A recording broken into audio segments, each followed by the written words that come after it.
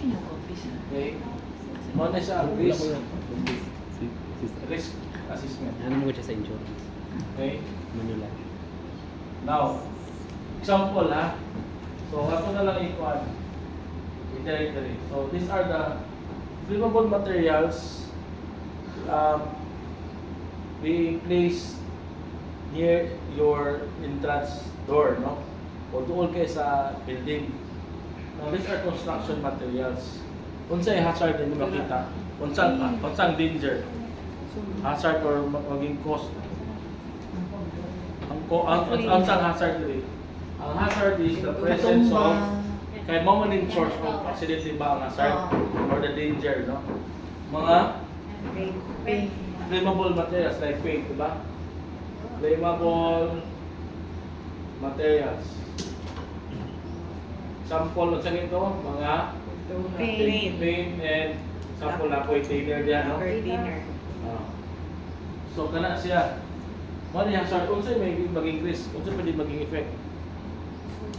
So there's a presence of flammable materials like paint and thinner.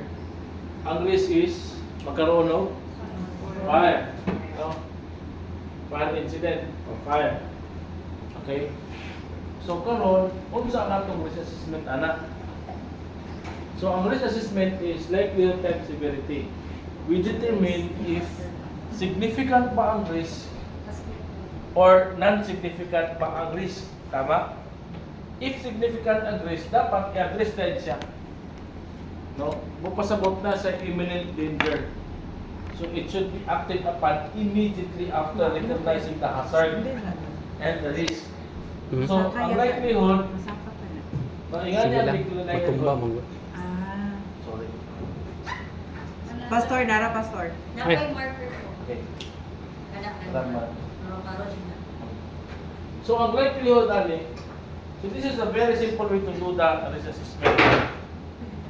Ang likelihood kung kana siya na hazard present sa everyday, no? Kung daily siya or weekly or monthly or yearly, no? So let's say daily na trabaho niya, no? Tapos expose ang mga tao sa hazard. No? Or the likelihood is the exposure ba sa the exposure to the hazard, no? So kung kada adlaw na ay materials diha, ang score na to ana is 3. But the scoring system is 1 2 3. Highest is the 3. The more frequent na expose ka sa hazard is the greatest is the scoring. Kung weekly, hindi score mo 2, kung monthly 1. Okay? Daily, weekly, monthly, no? Karon, kung kada adlaw na ay kuan dito, tawag ani, na ay pintura, so we score them 3, tama?